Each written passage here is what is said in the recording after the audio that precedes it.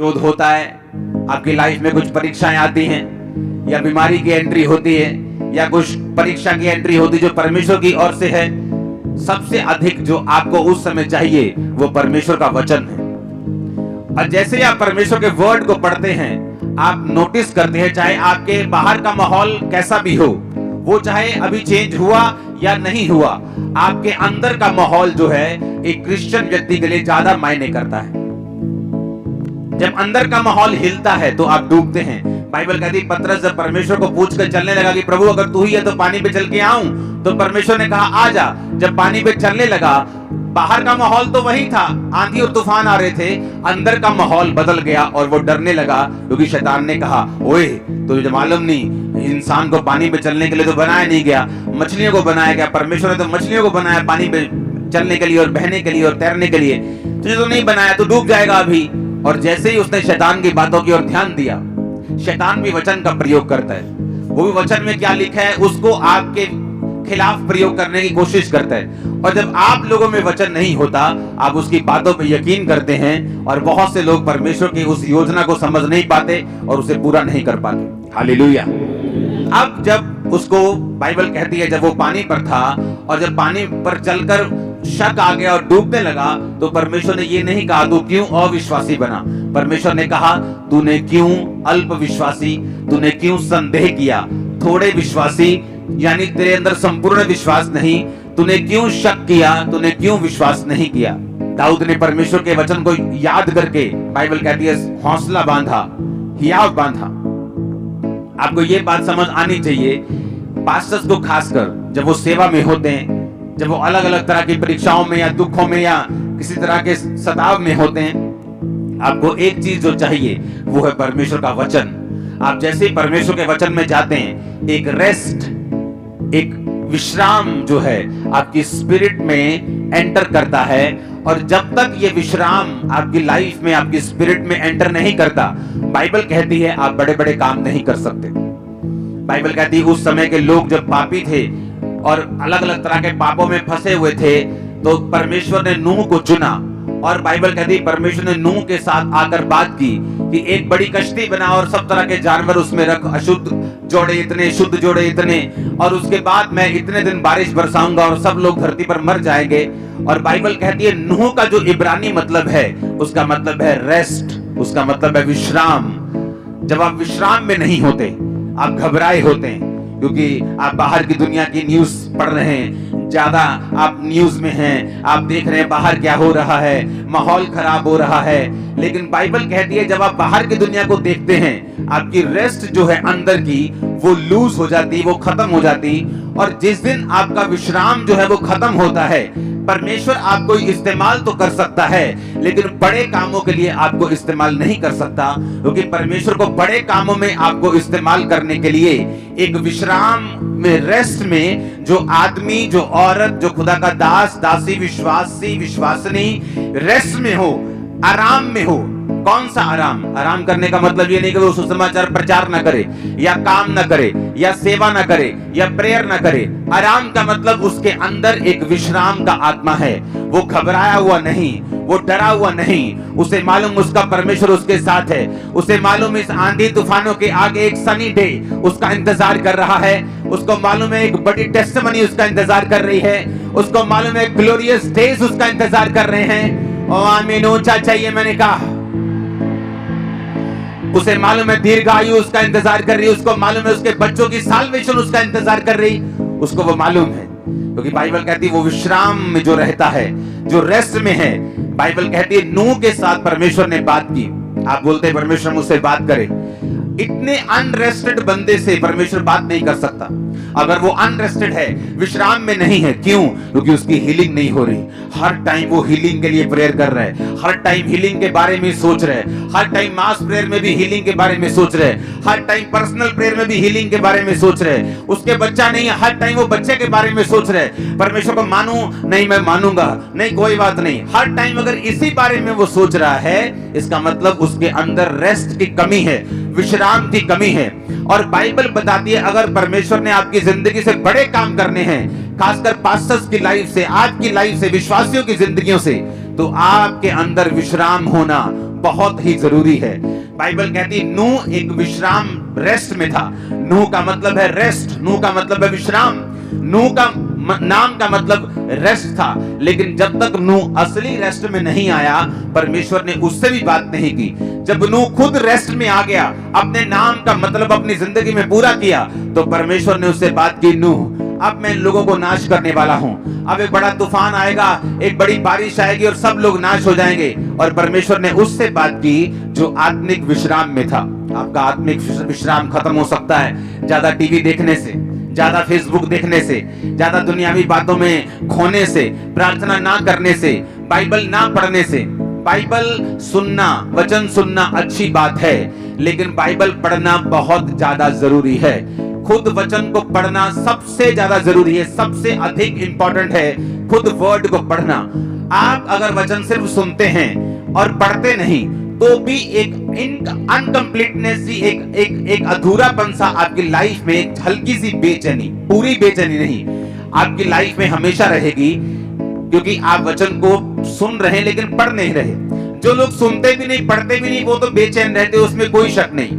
उनको ना तो अपने फ्यूचर का पता है, ना वो उनको डर है कि मेरे को कैंसर ना हो जाए, मेरे को बीमारियां ना हो जाए, मेरे को ये ना हो जाए। वो हर में डरा रहता है, क्योंकि बाइबल कहती है वो विश्राम में नहीं है और परमेश्वर के साथ सहभागिता में नहीं है। लेकिन अगर एक व्यक्ति बाइबल पढ़ रहा है, हाँ, और सुन भी रहा है, क्योंकि सुनना भी जरूरी है, सिर्फ पढ़ना जरूरी नहीं है। क्योंकि अगर आप सिर्फ बाइबल पढ़ते रहें तो बाइबल के प्रकाश आपके ऊपर उतरने बंद हो जाते हैं। अगर आप एक ऐसे व्यक्ति को नहीं सुनते जिसके ऊपर परमेश्वर ने बाइबल के प्रकाशों को किया हुआ है, जब एक प्रकाश पाया हुआ व्यक्ति आपको प्रीच करता है, तो सडनली परमेश्वर आपकी स्पिरिचुअल आईज को भी ओपन करता है कि जब आप बाइबल पढ़ेंगे, आप भी उसी मसीह के साथ बाइबल पढ़ पाएंगे जिस मसीह के साथ मैं आपको प्रीच कर रहा हूं, जिस मसीह के साथ मैं पढ़ रहा हूं, जिस आत्मिक आंखों के साथ मैं पढ़ रहा हूं। जब आप इस प्रीच को सुनेंगे, आपकी अपनी स्पिरिचुअल आईज और आपके परिवार की भी ओपन हो रही है right now in Jesus name. जब आपकी स्पिरिचुअल आईज ओपन होती हैं, आप बाइबल सुन के चले जाते हैं, और वो प्रचारक जो आपको खुद बाइबल पढ़ने और आपको खुद प्रार्थना करने के लिए नहीं बोलता, वो प्रचारक सही नहीं है। अगर मैं आपको बोल रहा हूं वचन सुन जाओ और घर जाके वचन पढ़ो, होगा क्या? जब आप वचन पढ़ेंगे, आप विश्राम में चले जाएंगे। आपको मालूम, आपके आसपास का माहौल जो है, जो गलत माहौल है, आपको वो इफेक्ट नहीं करेगा, क्योंकि आपकी जो स्पिरिट है वो विश्राम में और रेस्ट में चले जाएगी। जब आप रेस्ट में चले जाएंगे, विश्राम में चले जाएंगे, तो परमेश्वर आपसे बात करेगा। आपके उस बच्चे के लिए जो नशा करता है, आपके बिजनेस के लिए जो आप आगे लेके जाना चाहते हैं, आपके कैरियर में आपके किधर जाना चाहते हैं, आपकी सेवकाई के लिए कि परमेश्वर आपको गाइड करेगा वो कैसे बढ़ेगी, हर एक चीज के लिए परमेश्वर का आत्मा आपकी अगुवाई करना शुरू कर देगा जब आप रेस्ट में चले जाएंगे। अगर आप रेस्ट में नहीं हैं, तो आप परमेश्वर की बात नहीं सुन पाएंगे, आप स्वर्ग नहीं मिस करेंगे। क्योंकि अगर आपने यीशु मसीह को ग्रहण कर लिया, बपतिस्मा ले लिया, तो हम स्वर्ग मिस नहीं करते। लेकिन धरती पर भी एक मकसद है परमेश्वर का आपको भेजने का, और जब आप उस मकसद को पूरा करते हैं, आप खुद भी रोशनी पाते हैं और आपके लोग, आपका परिवार भी रोशनी पाता है। इसलिए परमेश्वर ने कहा, तू बच, तेरा घराना बचाया जाएगा। क्योंकि जब तू कनेक्शन कर लेगा और तू जग जाएगा, तू ऑन हो जाएगा, तेरे लोग भी रोशनी पाएंगे, तेरा परिवार भी रोशनी पाएगा, तेरे बच्चे भी रोशनी पाएंगे, तेरा भाई भी रोशनी पाएगा, क्योंकि तू मेरे साथ कनेक्टेड हो चुका है। आमीन। अब अगर आपका कलीसिया में जन्म हुआ है और आप परमेश्वर, बाइबल कहती है जिस तरह से आप परमेश्वर के भवन में लगाए जाएंगे, रोपे जाएंगे और बढ़ाए जाएंगे। हर एक विश्वासी अकेला नहीं लगाया जा सकता। अगर आप सोच रहे हैं कि आप विश्वासी हैं, आप क्रिश्चियन, आप घर बैठ के प्रार्थना कर लेंगे, बाइबल पढ़ लेंगे, आप बिल्कुल रॉन्ग है 100%। बाइबल कहती, पौलुस ने कहा, तुम कलीसियाओं की रीति के अनुसार इकट्ठे होना ना छोड़ो। पहले शनिवार को इकट्ठे होते सब्त के दिन, अब संडे को इकट्ठे होते हैं ग्रेस के दिन। परमेश्वर ने उस ग्रेस को, उस सब्त को, उस जो व्यवस्था थी उसको ग्रेस में बदल के हमें संडे के दिन इकट्ठा होने के लिए बोला। और बाइबल कहती है वो रोज इकट्ठा होते थे, हम तो हफ्ते में 2 दिन इकट्ठा होते हैं और रात को हम रोज प्रेयर माउंटेन में इकट्ठा होते हैं। लेकिन बाइबल कहती है कि किस काम के लिए परमेश्वर ने आपको भवन में लगाया है। अब हम पढ़ेंगे, जब हम प्रेरितों के काम उसकी 12 उसकी 1 से 8 आयत पढ़ते हैं, तो वहां पे लिखा, उस समय हेरोदेस राजा ने कलीसिया के कई व्यक्तियों को सताने के लिए उन पर हाथ डाले। उन्होंने यूहन्ना के भाई याकूब को तलवार से मरवा दिया। जब उन्होंने देखा कि यहूदी लोग इससे आनंदित होते हैं तो उन्होंने पतरस को भी पकड़ लिया, और वे दिन अख़मीरी रोटी के दिन थे। उसने उसे पकड़कर बंदी गृह में डाला और 4-4 सिपाहियों के 4 पहरों में रखा, और इस विचार से कि फसह के बाद उसे लोगों के सामने लाए। बंदी गृह में पतरस बंद था, परंतु कलीसिया उसके लिए लौ लगाकर परमेश्वर से प्रार्थना कर रही थी। अब बाइबल कहती है जब परमेश्वर के एक दास को मार दिया गया तो कलीसिया को गलती समझ आई कि हमें दासों के लिए भी प्रार्थना करनी है। सिर्फ परमेश्वर के दासों को हमारे लिए प्रार्थना नहीं करनी, हमें भी उनके लिए प्रेयर करनी है। और बाइबल कहती है वो लौ लगाकर प्रार्थना करने लगे। जब वो लौ लगाकर प्रार्थना करने लगे तो परमेश्वर ने अपने स्वर्गदूत को भेजा, और स्वर्गदूत आया तो 7 आयत में लिखा उस कोठरी में ज्योति चमकी। उसने पतरस की पसली पर हाथ मारकर उसे जगाया और कहा उठ जल्दी कर, और उसके हाथों से जंजीरें खुलकर गिर पड़ी। स्वर्गदूत ने उससे कहा कमर बांध, जूते पहन, और उसने वैसा ही किया। फिर उससे कहा अपना वस्त्र पहनकर मेरे पीछे हो ले। और पतरस को अभी भी लग रहा था कि वो दर्शन देख रहा है, लेकिन वो असली में हो रहा था, क्योंकि कलीसिया लौ लगाकर परमेश्वर से प्रार्थना कर रही थी। अगर वो कलीसिया ऐसी होती, देखती अच्छा पतरस नहीं आया, अच्छा आज हीलिंग मीटिंग नहीं हो रही, अच्छा मैं जा रही हूँ अपनी जॉब पर, मैं अपने बिजनेस, मेरी बुआ की लड़की की शादी, अच्छा आज हीलिंग मीटिंग नहीं हो रही, अच्छा मैं आज नहीं आ रहा हूँ, अच्छा आज डिलीवरेंस मीटिंग नहीं है, अच्छा आज नहीं चलता हूँ। वो अभी क्रिश्चियन नहीं है, वो जस्ट बाबाओं की तरह एंट्री कर रहे हैं चर्च में। जब बाबा जी हैं, बाबा जी से हीलिंग लेने आ गए, बाबा जी नहीं है तो खत्म। लेकिन बाइबल कहती वो कलीसिया जब परमेश्वर का दास उनके बीच में नहीं था तो लौ लगाकर परमेश्वर से प्रार्थना कर रही थी। ये कलीसिया का काम था। इसीलिए जो प्रेरितों के काम की कलीसिया है वो ज्यादा ब्लेस्ड और आशीषित थी। बहुत से लोग उस कलीसिया में से चुने जाते थे और वो भी लंगड़ों को चलाया करते थे। बहुत से लोग जो थे वो फाइनेंशियली बहुत ब्लेस्ड थे और कलीसिया में अपने मकानों दुकानों को बेचकर अपने पैसों को प्रेरितों के कामों में रखते थे। और कलीसिया बहुत जल्दी बढ़ रही थी क्योंकि हर व्यक्ति अपने काम को, अपनी ड्यूटी को पूरी अच्छी रीति के साथ कर रहा था। और बाइबल कहती है वो कलीसिया दरिद्र नहीं थी, उसके पास पैसे की कमी नहीं थी। इमेजिन करो अगर मेरे पास एक मकान है और जब मैं कलीसिया में आया मैंने अपना मकान बेच दिया तो मैं तो फिर गरीब हो गया। तो ऐसे सब मकान बेचते जाएंगे तो सब गरीब होते जाएंगे। लेकिन बाइबल कहती है वो कलीसिया गरीब और दरिद्र नहीं थी। क्यों? क्योंकि जब उन्होंने एक मकान बोया परमेश्वर ने 2 के रास्तों को 4 के रास्तों को खोला होगा। और इस तरह से उनको समझ आता है कि हम जितना बो रहे हैं उतना काट रहे हैं। वो ज्यादा बोते गए, प्रेयर करते गए, मिशनरी कामों के लिए प्रेयर करते गए, अपने दासों के लिए, परमेश्वर के अगुओं के लिए वो प्रेयर करते गए। उनकी प्रार्थना को परमेश्वर सुनता था। उनकी वजह से, दासों की वजह से वो बचाए गए, वो चंगे हुए, उन्होंने मिरेकल्स पाए, ब्लेसिंग ली, साल्वेशन पाई। जब दासों को जरूरत पड़ी उन्होंने प्रार्थना की, परमेश्वर अपने दूतों को भेज, अपनी सुरक्षा को भेज, दासों को छुड़ा। इस तरह से जब हम एक दूसरे के पूरक बनेंगे, जब हम एक दूसरे, जहां मैं कमजोर हूं आप मजबूत, जहां आप मजबूत हैं मैं कमजोर, जहां मैं मजबूत हूं आप कमजोर हैं, हम एक दूसरे के पूरक हैं, एक दूसरे को कंप्लीट करने वाले हैं। जब मैं अपनी जिम्मेवारियां सही से निभा रहा हूं तो मैं ब्लेस्ड हूं। अगर कलीसिया अपनी जिम्मेवारी सही से निभाएगी तो वो ब्लेस्ड होगी। Hallelujah, hallelujah.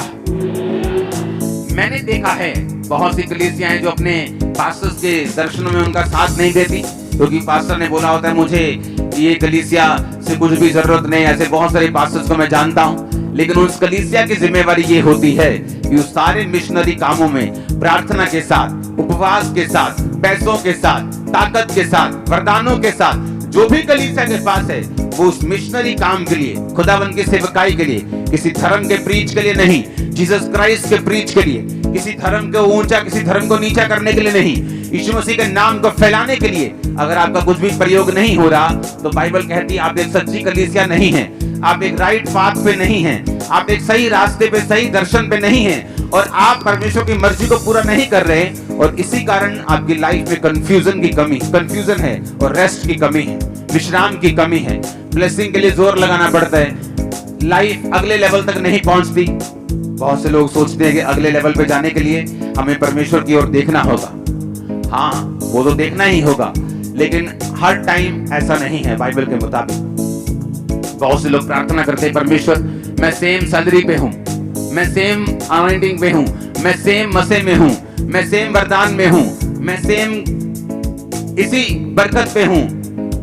क्योंकि अगले लेवल के लिए अगर किसान बोले कि मैं उसी 1 एकड़ को काट रहा हूं, क्योंकि वो फसल ही, वो बीज ही 1 बोरी को बो रहा है और हर साल 1 बोरी बोता है, हर साल 1 एकड़ काटता है, तो वो सोच रहा है कि मेरी फसल क्यों नहीं बढ़ रही। अगर उसे फसल बढ़ानी है, उसे सैक्रिफाइस करना पड़ेगा। जब फसल उगेगी, उसे अपनी फसल में से बीज ज्यादा निकालना पड़ेगा और अगली बार उसकी फसल बड़ी होगी। कलीसिया को यह मालूम होना चाहिए, आपका फाइनेंस का लेवल, आपकी स्पिरिट का लेवल, आपकी अनॉइंटिंग का लेवल, गिफ्ट्स का लेवल, जो कदम आप बढ़ाते हैं उनसे बढ़ता है। अगर आप कदम नहीं बढ़ाएंगे वो नहीं बढ़ेगा, आप कदम आगे नहीं करेंगे वो नहीं बढ़ेगा। अगर आप फैसला लेने में देरी करेंगे, आपकी बरकत भी देर से आएगी। आगे बढ़ने की ताकत खुदा ने आपको आपके हाथों में दी है। अगर आप आगे बढ़ना चाहते हैं वो आपके हाथों में है, अनॉइंटिंग में बढ़ना चाहते हैं वो आपके हाथों में है। हालेलुया। वो परमेश्वर के हाथों में नहीं, वो आपके ज्यादातर आपके हाथों में है। क्योंकि परमेश्वर ने जब आपको बुलाया, आपको बचाया, आपको सेव किया, आपको लहू से धोया, पापों को माफ किया, चंगा किया, अब उसने बाइबल को, आपके वचन को आपके हाथों में दिया है। आप जब इस स्ट्रक्चर को पूरा करेंगे, इसके अनुसार अपनी लाइफ को बिताएंगे, आप अपनी लाइफ में ब्लेस होते जाएंगे। Hallelujah, hallelujah, hallelujah. प्रभु यीशु मसीह के मधुर और जिंदा नाम में सभी मसीह भाई बहनों को मेरी तरफ से जय मसीह की यीशु की बेटी चैनल में आप सभी का स्वागत है। आशा करती हूँ, विश्वास करती हूँ कि आज आपने खुदावंद के कलाम के द्वारा, खुदा के दास के द्वारा आपने जाना है कि परमेश्वर हमसे क्या चाहता है। और हम अगर परमेश्वर में चलना चाहते हैं, हम चाहते हैं कि हम परमेश्वर के साथ हमसे भागता रखे, तो हमें कैसे परमेश्वर के नज़दीक जाना होगा। परमेश्वर के दास ने दाऊद की एग्जाम्पल देकर हमें समझाया है। परमेश्वर के दास ने बहुत अद्भुत तरीके से हमें समझाने की कोशिश की है कि कैसे हम परमेश्वर के राज्य में आगे बढ़ सकते हैं, कैसे हमारे जीवन के में जो चल रहा है, जो तूफ़ान, चाहे बीमारी हो, चाहे कर्ज हो, चाहे वो किसी भी तरह का तूफ़ान अगर काम कर रहा है, तो कैसे हम उसे रिहाई पा सकते हैं, आज़ादी पा सकते हैं प्रभु यीशु मसीह के सामर्थ्य और जिंदा नाम में। आमीन। खुदावंद के प्यारे लोगों, आप सभी को इनवाइट करते हैं कल के क्रूसेड के लिए। 24 अप्रैल दिन बुधवार बरामपुर गुरदासपुर में यीशु की बेटी चैनल का क्रूसेड होने वाला है। तो ये पोस्टर के ऊपर एड्रेस आ रहा है और जितने लोग नज़दीकी से मुझे देख रहे हैं, आप सभी का वेलकम है इस क्रूसेड में। आप सभी इस क्रूसेड में आए ताकि परमेश्वर की बड़ी अद्भुत महिमा और बड़ी ग्लोरी दिखे इस क्रूसेड में, और दुआओं में हमें याद रखते रहें। गॉड ब्लेस यू यार।